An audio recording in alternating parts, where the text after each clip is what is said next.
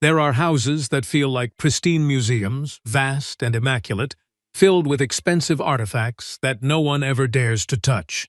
The grand estate in Pacific Heights, San Francisco, the United States of America, was exactly that kind of place. It featured imported Italian marble across the expansive floors, soaring ceilings that echoed with every single footstep, and massive windows that allowed the California sunlight to pour in, yet somehow failed to bring any actual warmth or joy. It was the kind of residence where the heavy silence did not signify a peaceful sanctuary, but rather a profound and lingering absence. On the second floor, inside a bedroom decorated in soft pastel shades that someone had lovingly selected many years ago, lived a 7-year-old girl who had entirely forgotten how to laugh. Her name was Victoria, and her large, dark eyes appeared far too weary and ancient for her young, delicate face. Every single morning, she dressed herself without asking for help, brushed her brown hair into a meticulously neat ponytail, and descended the grand sweeping staircase without making a single sound, acting as though she were terrified of waking the resident ghosts. Her father, Samuel Carter, was the sort of prominent figure who regularly graced the glossy covers of prestigious business magazines, with headlines declaring him the youngest chief executive officer in the tech sector or the brilliant mind behind the modern digital empire. At 38 years of age, he had successfully built an enterprise valued at hundreds of millions of dollars. He possessed an intense, commanding presence that caused crowded boardrooms to fall completely silent the moment he walked through the doors, and he wore tailored suits that cost significantly more than most luxury vehicles. He was undeniably handsome in a very cold, calculated, and sharp manner, boasting a strong jawline, piercing gray eyes that seemed to constantly evaluate everything around him, and dark hair that was always styled to absolute perfection. Yet there was something undeniably extinguished behind those sharp eyes, a vital piece of his soul that had shattered into fragments exactly 2 years ago, and that he had never once bothered to try and repair. Ever since his wife, Allison, had passed away in a tragic, absurdly sudden accident that had not even allowed them a chance to properly say goodbye, the magnificent house had slowly transformed into an elegant, suffocating mausoleum. Samuel purposely worked grueling 16-hour days at his massive tech headquarters simply because burying himself in endless code and stressful board meetings was much easier than being at home. Victoria spent her days quietly drawing with gray pencils, having quickly learned that her father did not know how to handle tears or emotional outbursts. The only person actively keeping the massive household running smoothly was Laura, the incredibly dedicated housekeeper. She was 62 years old, possessing completely white hair that she always kept pulled back into a strict, flawless bun, and she carried the quiet, observant wisdom of someone who had witnessed many different lifetimes unfold. She had been employed by the wealthy family for exactly 15 years, had known Allison well, had wept bitterly at the tragic funeral, and now watched with a completely shattered heart as a grieving father and his young daughter lived like total strangers beneath the exact same roof. Samuel had casually mentioned to Laura on a gloomy Tuesday morning, without even bothering to look up from his glowing smartphone screen, that they desperately needed to hire a new nanny. He explicitly requested a highly professional individual with impeccable references who fully understood that this was a serious employment opportunity, not some dramatic reality television show. Laura had politely nodded her head in agreement, but deep down in her heart, she silently thought that what this broken house truly needed was not a strict professional, but an absolute miracle. The subsequent interviews had been an endless, monotonous parade of seemingly perfect candidates, all boasting incredibly impressive resumes, advanced degrees in child psychology, fluency in 3 different languages, and extensive experience caring for the privileged children of global diplomats. They all arrived dressed in highly conservative attire, speaking in hushed, measured tones and promising rigid structure and absolute discipline, making them all profoundly and utterly boring. Laura had watched them attempt to interact with Victoria, who simply sat on the study sofa, with her small hands folded neatly in her lap, answering every question with polite, empty single words until Friday afternoon arrived. It was nearly 4 o'clock in the afternoon on a Friday, and Laura was just about to pick up the telephone to cancel the very last scheduled candidate of the long, exhausting day. Samuel had made it abundantly clear that he needed someone officially hired and ready to begin working by Monday morning, but just as she reached for the receiver, the heavy front doorbell suddenly rang. The young woman who stood panting on the grand front porch was absolutely nothing like what Laura had been expecting to see all week. She looked to be about 24, 25 years old at the absolute most, with light brown hair pulled up into a messy, chaotic ponytail, long bangs falling haphazardly over her wide eyes and faded, torn blue jeans. She wore an oversized sweatshirt featuring the logo of some obscure indie rock band that Laura did not recognize, and she carried a massive, overstuffed canvas backpack casually slung over one slender shoulder. "I am so incredibly sorry, I am a total disaster," the girl gasped. Her cheeks flushed bright red as she practically tripped over the expensive welcome mat. "The city bus broke down. Then I got completely lost trying to find this massive street, and then I realized I had typed the wrong time into my phone. So is still doing the interview, or should I just go home and cry into a large pepperoni pizza?" She rambled, finally catching her breath and offering a bright, apologetic smile.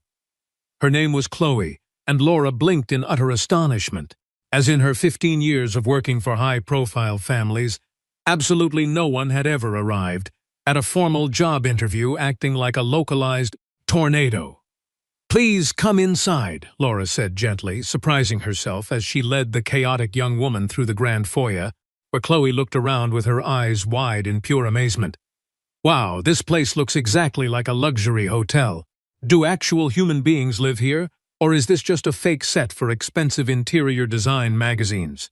Chloe whispered loudly, making Laura suppress a genuine smile as she explained that only a 7-year-old girl and her busy father lived in the massive, echoing space. Laura guided Chloe into the formal study, where Victoria was sitting in her usual stiff, perfect posture, holding a large, hardcover book that she was clearly not actually reading. The little girl looked up with that perfectly polite, emotionally vacant expression she had spent the last 2 years carefully mastering, quietly greeting the new stranger with a soft, practiced voice.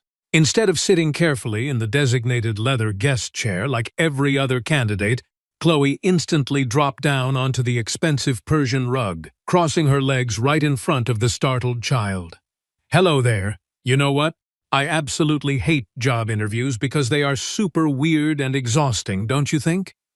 Chloe declared openly, pointing at the heavy book in Victoria's hands and asking about it. Victoria blinked in pure shock, as no adult had ever spoken to her with such casual, unfiltered honesty, and she slowly revealed she was reading Alice in Wonderland. Chloe laughed a bright, ringing laugh, admitting that if she ever saw a talking rabbit wearing a pocket watch, she would run in the exact opposite direction immediately, which actually coaxed a tiny, genuine smile onto Victoria's face. They sat on the floor talking for over 30 minutes, with Chloe enthusiastically explaining that she was an art student at a local university, that she had never formally been a nanny, but loved organizing incredibly complex treasure hunts for her younger cousins. She confessed her ultimate dream was to travel to Florence, Italy, after graduation to see the magnificent Renaissance art in person, prompting Victoria to ask her first genuinely curious question in weeks about why art was so important.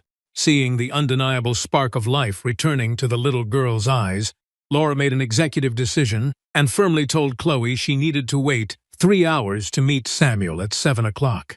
When Samuel finally walked through the grand front doors exactly at 7 o'clock, the very first thing that hit him was a sound he had not heard in years, the loud, unrestrained laughter of his own daughter. He froze in the marble foyer, eventually following the joyful noise into the study, where he was completely bewildered to find a messy, young woman sitting on the floor surrounded by badly folded paper airplanes and brightly colored crayons. Despite her being exactly 40 minutes late and openly admitting she struggled with following strict instructions, the undeniable fact that Victoria bravely spoke up and asked her to stay, convinced Samuel to offer Chloe a strict 2-week trial period. Chloe officially began her new job the following Monday, sprinting up the driveway and bursting through the front doors at exactly 3 o'clock in the afternoon, desperately panting to ensure she was not even a single second late. The first few days were a massive adjustment for the entire household, as Chloe was wonderfully loud in a home that had grown far too accustomed to suffocating, heavy silence. She sang off-key pop songs at the top of her lungs while attempting to bake snacks in the gourmet kitchen, used ridiculously exaggerated voices when reading adventure stories, and laughed so boisterously that Laura frequently peeked around the corner just to make sure nothing was actually broken. Slowly, much like a hesitant sun finally breaking through the thick clouds after a bitterly long and freezing winter, little Victoria began to noticeably change. It started with incredibly small, subtle things, like choosing to wear bright yellow and vibrant red sweaters instead of her usual gloomy grays and dark blues, and eagerly waiting by the tall front windows to see if Chloe was walking up the street yet. One Wednesday afternoon, exactly a week after she had started, Chloe introduced a ridiculous game where they took turns building a completely nonsensical story, which resulted in a wild tale about a giraffe that turned into a tiny mouse and opened a zero-gravity pizzeria for hungry astronauts. Samuel happened to arrive home completely unannounced, just as Victoria was loudly declaring that the pizza was made out of glowing star cheese, and she was giggling so hard she could barely breathe. He stood silently in the shadowed hallway, just listening to the pure joy radiating from the living room, and when Laura quietly appeared beside him, noting that it had been a very good month, Samuel softly corrected her, calling it a wonderfully loud month. He was starting to notice other profound changes around the estate. The sterile air now frequently smelled of fresh watercolor paints or slightly burned chocolate chip cookies, which Victoria happily devoured anyway. Chloe had also brazenly started leaving her own chaotic mark on the pristine environment in completely unexpected and highly unconventional ways. She had completely reorganized a corner of the expensive, formal study to create a dedicated, messy art station for Victoria, complete with a low wooden table, scattered canvases, and jars full of brightly colored paintbrushes. Even more shocking to Samuel, she had casually used cheap magnets to stick several of Victoria's abstract, highly colorful finger paintings directly onto the stainless steel doors of the professional-grade, ridiculously expensive kitchen refrigerator. When Samuel finally pointed at the appliance and sternly asked why she was treating a luxury, imported refrigerator like a cheap corkboard, Chloe looked at him as if he were the one speaking an alien language. She fiercely defended the action, insisting that children absolutely needed to see that their creative efforts were deeply valued and worthy of being displayed in the very center of the home, not hidden away in some dark, forgotten desk drawer. Samuel found himself completely unable to formulate a logical argument against her passionate reasoning, realizing that her stubborn warmth was slowly melting the icy walls he had built around himself. What truly unnerved Samuel the most, however, was how utterly immune Chloe seemed to be to his standard intimidating corporate coldness. While his highly paid executives and other household staff constantly measured their words and practically apologized for merely existing in his presence, Chloe casually greeted him with a cheerful wave and often told him he worked entirely too much.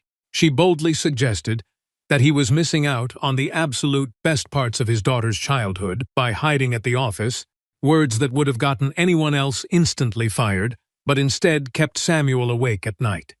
The very next Monday, Samuel deliberately packed up his leather briefcase and arrived home at 6 o'clock in the evening instead of his usual late hour of 9 o'clock. Chloe looked up in genuine shock from a large floor puzzle she was completing with Victoria, jokingly asking if the brilliant tech genius had somehow managed to get himself fired from his own massive company. He actually stayed in the living room, sitting quietly on the plush sofa, with a glass of expensive whiskey he barely touched, simply watching the two of them interact and listening to Chloe explain how famous artists use their deepest sadness to paint beautiful, honest masterpieces. A few weeks later, Samuel walked into the living room to find Chloe desperately trying to explain the complex rules of anatomical proportions to Victoria by using a bowl of fresh fruit. Spotting him, Chloe immediately demanded that the intimidating CEO stand perfectly still in the center of the rug so they could use his tall frame as a live, drawing model, casually declaring that his head was roughly the size of 9 oranges, or perhaps 10, if they accurately measured his massive ego. As Victoria collapsed into a fit of breathless giggles and Samuel felt a completely unfamiliar, genuine smile pull at his own lips, he suddenly realized with a jolt of pure panic that he was in terrible, irreversible trouble because he was undeniably falling in love with her. December swiftly arrived in San Francisco, bringing a sharp chill to the steep city streets and an abundance of twinkling holiday lights to the wealthy neighborhoods. Samuel had actively begun to completely alter his rigid daily schedule, permanently shifting his late evening international conference calls to the early morning hours, just so he could spend more time at home. His diligent executive assistant had certainly noticed this drastic behavioral change and had repeatedly tried to set him up on dates with highly successful wealthy women in his elite social circle, but Samuel firmly rejected every single invitation without a second thought. One chilly afternoon during the second week of the month, Samuel walked through the front doors to discover the formal living room completely transformed into a makeshift theatrical stage. Chloe and Victoria had eagerly pushed the heavy designer furniture against the walls and were currently rehearsing a highly inaccurate, incredibly enthusiastic version of the traditional Christmas nativity story, entirely populated by wandering penguins. When Chloe brazenly demanded that the imposing, wealthy tech CEO play the crucial role of the mother penguin, Samuel actually found himself loosening his expensive silk tie and agreeing to the absurd request, completely unable to resist the hopeful look shining in his daughter's eyes. Later that same night, after the chaotic play had ended and Victoria was securely tucked into her warm bed, Samuel stayed downstairs to help Chloe clean up the massive amount of silver glitter they had managed to spill everywhere. In the quiet, warmly lit space, he softly thanked her for bringing his little girl back to life, admitting his own profound feelings of inadequacy and his lingering fear of saying the wrong thing. Chloe looked at him with such profound, gentle understanding, telling him that he was actually a wonderful father, and that it was perfectly acceptable to not always have the absolute, perfect answers to everything. The atmosphere between them suddenly shifted, becoming incredibly charged and undeniably warm as they stood just inches apart on the expensive rug. Samuel could clearly see the tiny golden specks dancing in her warm brown eyes and could smell her sweet, inexpensive floral perfume, realizing in that breathless moment just how deeply he cared for this chaotic, beautiful young woman. Chloe nervously stepped back, rambling about an upcoming art history exam she needed to study for, and practically fled into the cold night, leaving Samuel completely stranded in a sea of confusing, overwhelming emotions he had sworn never to feel again. During the final week leading up to the busy holiday, Victoria secretly begged Chloe to help her create something incredibly special to give her father for Christmas morning. Remembering a brief comment about how Samuel used to play the acoustic guitar before his wife passed away, Chloe gently suggested they use warm, vibrant watercolors to paint a meaningful picture that would quietly remind him that it was finally safe to feel joy again. They spent hours hidden away in the messy art corner, experimenting with bright yellows and deep oranges, while Samuel secretly watched them from the doorway, completely captivated by the way Chloe bit her lower lip when she concentrated on a difficult brushstroke. On Christmas Eve, the enormous house was filled with the joyous, swinging sounds of vintage jazz music and the warm, comforting scent of slightly burned sugar cookies. Samuel found himself actually standing by the large, fragrant evergreen tree, laughing as he helped them hang ridiculous, handmade ornaments, until Chloe reached up to place a glittery star on the highest branch and lost her balance. He instantly caught her waist to steady her, their eyes locking in a heavy, loaded silence, while the music played softly in the background, cementing the undeniable reality that they were entirely, helplessly drawn to one another. The delicate, unspoken bubble of peace they had carefully built was abruptly shattered a few weeks later on a rainy Saturday afternoon when Grace Mitchell suddenly arrived unannounced. Grace was a 36-year-old, highly sophisticated architect from a very prominent local family whom Samuel had briefly dated several months ago, and she confidently let herself into the foyer only to find the CEO sitting on the floor inside a massive blanket fort. Seeing Samuel laughing with the young, casually dressed Nanny completely infuriated Grace, who immediately pulled him aside to coldly lecture him about the severe inappropriateness of crossing professional boundaries with a temporary employee who would eventually leave them both broken-hearted. Chloe unfortunately overheard the cruel, stinging words from the hallway and immediately withdrew into herself, her bright, infectious energy dimming as she quietly packed up her backpack to leave. Grace departed shortly after, looking smug and satisfied, leaving a heavy, suffocating tension hanging in the once joyful living room.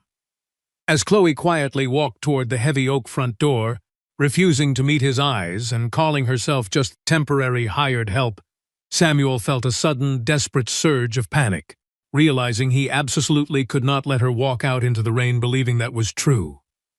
Samuel caught up to Chloe in the grand, dimly lit foyer, his heart hammering against his ribs, as he gently but firmly grabbed her arm to stop her from opening the heavy door.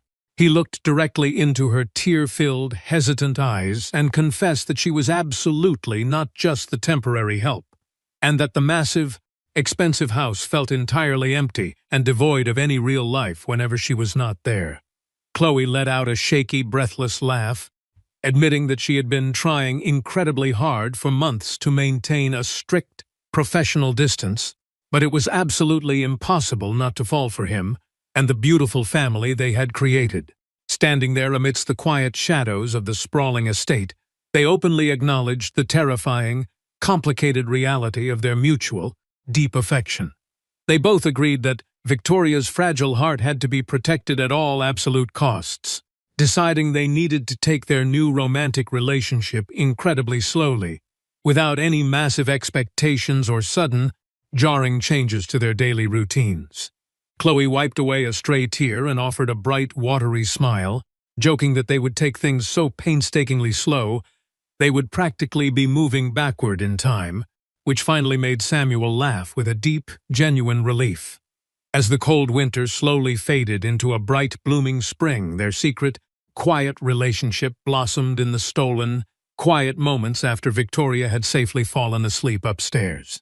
They spent countless late evenings sitting together on the outdoor terrace, wrapped in thick blankets, sharing glasses of rich red wine, while talking for hours about their deepest fears, hidden hopes, and Chloe's lingering, lifelong dream to travel to Europe. Samuel completely stopped attending high society evening galas, finding absolutely no joy in fake corporate conversations when he could be sitting on his own living room floor, losing a competitive board game to the woman he deeply loved. In late April, Chloe introduced a brilliant new element of chaos into their lives by inviting her eccentric university roommate and best friend, Maya, over to help organize a massive, intricate indoor treasure hunt. Maya was a loud, fiercely loyal 25-year-old theater major who immediately bonded with Victoria, treating the little girl like a brilliant detective as they searched for hidden clues behind the expensive artwork. Seeing Chloe laugh uncontrollably with her best friend in the middle of the grand formal dining room made Samuel realize just how fundamentally this young woman had transformed his previously sterile, isolating existence into something deeply vibrant. Victoria, possessing the incredible, unfiltered intuition that only young children seem to have, casually looked up from her cereal bowl one bright Tuesday morning and flatly asked if they were officially a couple now. When a flustered Chloe gently confirmed the truth, Victoria simply smiled a bright, triumphant smile, declaring that she had already known for months. Because her father always looked at Chloe the exact same way, princes looked at princesses in her favorite animated movies. The total lack of drama and absolute acceptance from the little girl lifted a massive, invisible weight from both of their shoulders, allowing them to finally stop hiding their affection within the walls of the house. Encouraged by this wonderful milestone, Samuel decided it was finally time to formally introduce Chloe to his extended family during a large Sunday dinner in early May. He purposely invited his quirky, highly opinionated Aunt Abigail, a wealthy 70-year-old woman who usually intimidated absolutely everyone she met with her sharp, biting comments and zero-tolerance policy for nonsense. To Samuel's utter delight, Abigail was instantly charmed by Chloe's blunt honesty and messy bun, happily declaring over dessert that Samuel had finally managed to do something intelligent by finding a woman who did not care about his massive bank account. Later that same month, they threw an enormous, chaotic birthday party for Victoria right in the expansive backyard, inviting dozens of noisy classmates, eager parents, and close family members. The sprawling lawn was covered in brightly colored balloons, sticky spilled juice, and the glorious, deafening sound of a dozen children running wildly through the expensive landscaping. When it was finally time to cut the massive chocolate cake, Victoria squeezed her eyes shut and blew out the candles, whispering loudly enough for Chloe to hear that she wished they could formally be a family, forever. By the time June rolled around, Chloe was incredibly exhausted but profoundly proud, having successfully finished her absolute final semester of university with top academic honors. Samuel and Victoria sat right in the very front row of the crowded auditorium during the formal graduation ceremony, clapping louder and cheering harder than anyone else in the massive room when her name was called. As Chloe walked across the stage holding her diploma, she looked out at the cheering tech CEO and the beaming little girl, realizing that while she still loved art, her truest masterpiece was the beautiful messy family she had somehow managed to build. In early September, Samuel casually handed Chloe a small, thick envelope while they were sitting on the terrace, revealing 2 incredibly expensive, first-class plane tickets to Florence, Italy. He explained with a soft, loving smile that he wanted to take both her and Victoria on a magnificent 3-week vacation so she could finally see the incredible Renaissance masterpieces she had spent her entire academic career intensely studying. Chloe completely broke down in happy, overwhelmed tears, absolutely astounded that this busy, important man had secretly cleared his massive corporate schedule just to make her biggest, wildest lifelong dream come true. When they finally arrived in Italy, the ancient golden city of Florence warmly welcomed them with its narrow cobblestone streets, warm autumn breezes, and the rich, intoxicating scent of fresh espresso and roasting garlic. Chloe walked through the historic plazas in an absolute daze of pure wonder, happily buying massive cones of melting gelato for Victoria and explaining the rich, complex history behind every single stone monument they passed. Samuel walked slightly behind them, his heart incredibly full as he watched the 2 most important people in his entire world laughing together beneath the beautiful, historic European sky. On their 4th day in the city, they slowly made their way through the magnificent, sprawling halls of the Uffizi Gallery, entirely surrounded by centuries of priceless, breathtaking artwork. Chloe finally stopped dead in her tracks directly in front of the Birth of Venus, tears silently streaming down her flushed cheeks as she whispered about how the delicate light and vibrant colors were absolutely perfect in person.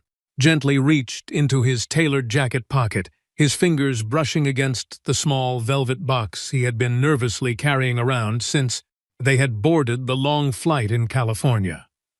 Right there, standing in the middle of the crowded museum surrounded by ancient beauty, Samuel slowly dropped to one knee on the polished marble floor. He looked up at a completely shocked Chloe and told her that exactly 1 year ago, she had arrived late to a job interview and completely saved his and his daughter's lives, bringing brilliant color back to their gray world. When he formally asked her to marry him, Victoria immediately screamed a loud, joyful yes before Chloe even had a chance to open her mouth, causing a massive crowd of romantic tourists to erupt into enthusiastic, echoing applause as Chloe happily nodded. They officially returned to the United States as an engaged couple, immediately diving into the chaotic, wonderful process of planning a surprisingly intimate, beautiful winter wedding. They ultimately decided against renting out a massive, impersonal luxury hotel ballroom, choosing instead to host the special ceremony right in the spacious backyard garden of the Pacific Heights mansion that Chloe had successfully turned back into a real home. The trees were tightly wrapped in thousands of tiny, twinkling fairy lights, and Victoria proudly stood at the front of the altar as the world's most enthusiastic, brightly dressed maid of honor. When Chloe finally walked down the petal-strewn aisle, wearing a beautifully simple, flowing white gown, Samuel genuinely felt as though his chest might completely burst from the overwhelming amount of love he held inside. During their tearful, personalized vows, he promised to always laugh at her terrible jokes, and to take her back to Italy every single year, while she passionately promised to keep filling his structured life with chaotic color and endless joy. As they finally kissed under the cold, starry California sky, the loud, joyful cheers of their family and friends signaled the absolute, permanent end of the dark, lonely chapter of their lives. The lively reception party continued late into the crisp night, filled with loud, swinging jazz music, endless plates of delicious food, and the beautiful, warm sound of deep laughter. Samuel held his new wife closely on the wooden dance floor, watching fondly as his Aunt Abigail stubbornly tried to teach young Victoria a highly complicated old-fashioned waltz near the dessert table. Looking around at the radiant, smiling faces of the people he loved most, Samuel realized just how incredibly unpredictable and beautifully strange the winding path of destiny could truly be. Love, in its truest and most resilient form, is rarely found in perfectly executed plans or flawless, highly predictable circumstances. Rather, it often sneaks through the cracks of our brokenness when we least expect it. When we experience profound loss, it becomes entirely too easy to build massive, impenetrable walls of cold routine, convincing ourselves that feeling absolutely nothing is vastly safer than risking another devastating heartbreak. Yet, healing requires the immense, terrifying courage to let a little bit of messy, unpredictable chaos back into our quiet lives, whether that comes in the form of a badly folded paper airplane or a beautifully burned batch of cookies. Second chances do not simply magically erase the heavy pain of the past, but they absolutely offer us the vibrant colors needed to paint a completely new, beautifully different future. By remaining open to the unexpected people who loudly stumble into our silent, structured worlds, we allow our frozen hearts to slowly thaw, teaching us that the most magnificent masterpieces are often created from the deeply imperfect, beautifully chaotic moments of everyday life.